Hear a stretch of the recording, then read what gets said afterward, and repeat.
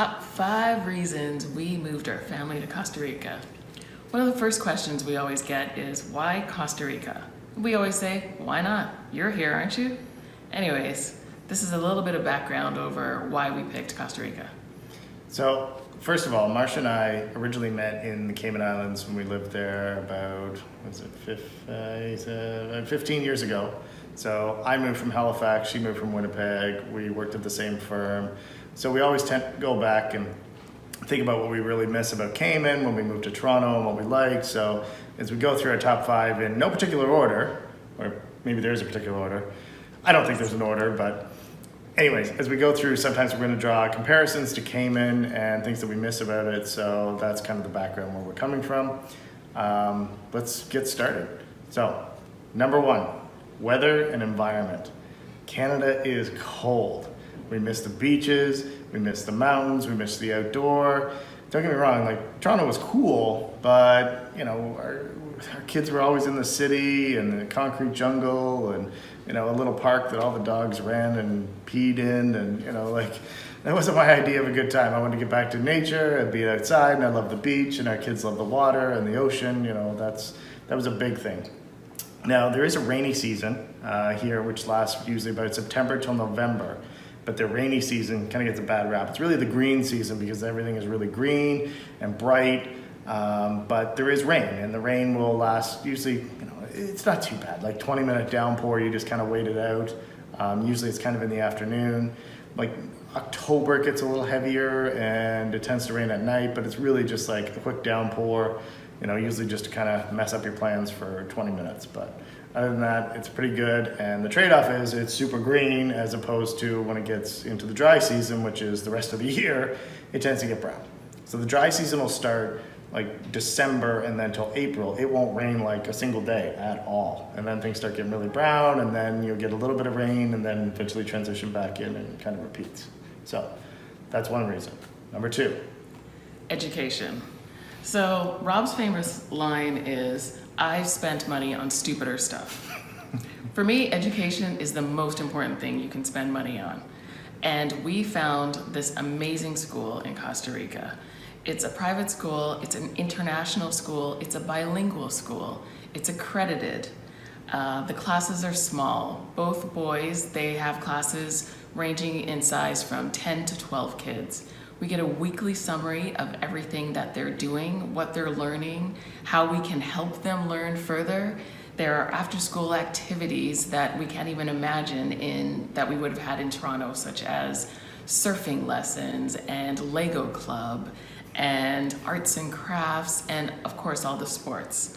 The other major thing about school is that, we like it that it's a school from toddler all the way to grade 12. So this is a school that they will be in for the rest of their lives. And I like having that sort of commitment and time, and that they won't be moving around.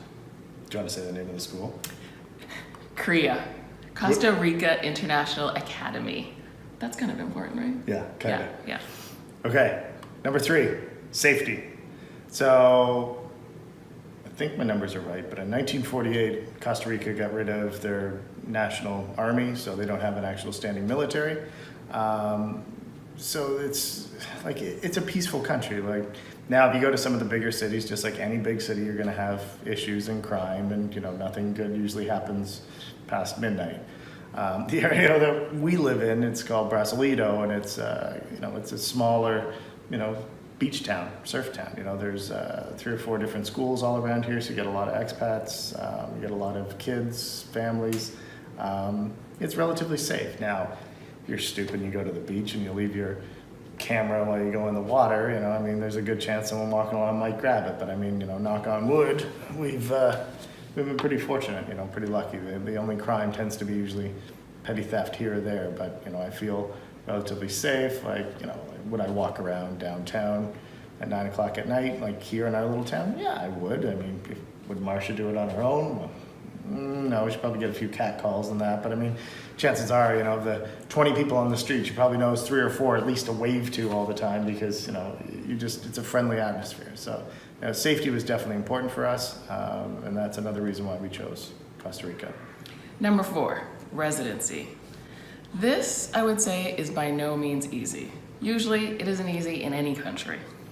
But compared to the Cayman Islands, most people need to live in the Cayman Islands, I'd say 10, 15 years, and even then, after 7 years, if you don't get your residency, you get kicked off the island. Here in Costa Rica, that's not really the case. So generally you have a 90-day visa is what you can get, and then you have to leave the country. And that just means crossing the border and coming back. We didn't want this for our family.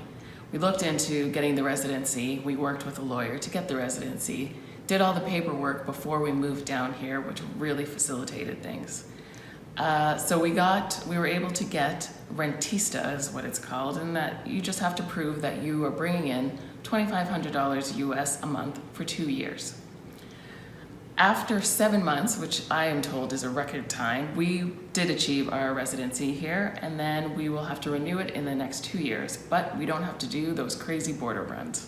Because Marsha was super organized before we came. We got all the paperwork done. Like, you just need a bunch of notarized birth certificates and all this kind of jazz. But basically, you know, hey, look, fill in the right paperwork, show that you can make $2,500 a month in income, and you can kind of stay.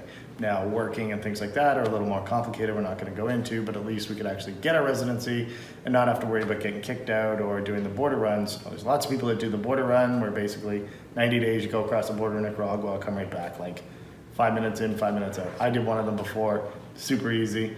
But there's always the risk that, you know, you're coming back in and who knows if they're going to stamp you for 90 days or 30 days or give you a hassle. Like, Or it's not at worth all. it. Yeah, exactly. It's not worth it. So the other thing was community. Number 5 is community. You know, one thing that was awesome about Cayman was people just got together. You know, you didn't have to plan weeks and months in advance, and you know, you were out and about. It was still a small community, so you bumped into people all the time, and you know, I miss that, and we both did. And you know, our boys are social kids, and you know, they like hanging out with other kids. So you know, that's one thing that we didn't have in Toronto. You know, everybody gets real busy, and you know, oh well, you know, this isn't a great month to meet up. Maybe next month, or you know, insert excuse here. You know, it's just like you don't see people. Everybody gets so busy in the big city and the traffic and you know, all that noise. Like, you don't have to worry about that here. It's just super cash. Like, you know, we go to 3 or 4 different places. You know, you're gonna bump into somebody you know, or if you know, you just like Facebook Messenger, WhatsApp, like, hey man, we're going here. Are you interested? Or yeah, I'll meet you down there. No problem. Like, it was just,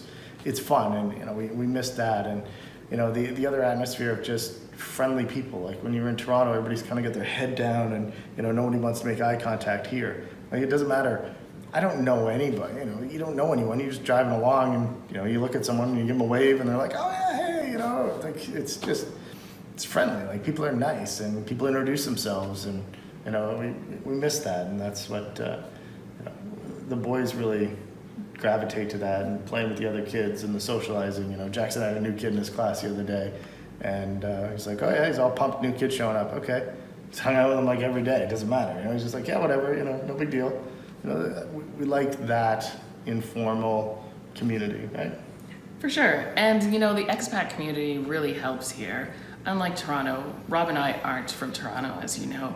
And so a lot of Toronto people already have their established friends, groups that they've had since junior high, elementary school, high school. And so meeting other expats here, everyone's of the same opinion. Hey, I'm here to make new friends. And we're here to make new friends too. So it just made it so much easier to infiltrate into the community. And that's great. Yeah. So I mean, that's our top 5. Look, there's lots of other reasons why we wanted to move here. There's reasons we didn't even know until we got here. We're like, oh yeah, this is pretty awesome. But yeah, you know, we're happy with the move, and you know, I encourage people, if you're thinking about it, or you know, even considering moving somewhere else, to start to explore. I mean, they make it relatively easy to do it here in Costa Rica. You've got, you know, our 5 that kind of checked all our boxes. But yeah, we like it. Anyhow, hit the subscribe button on our channel. We've got more videos coming. Pura Vida.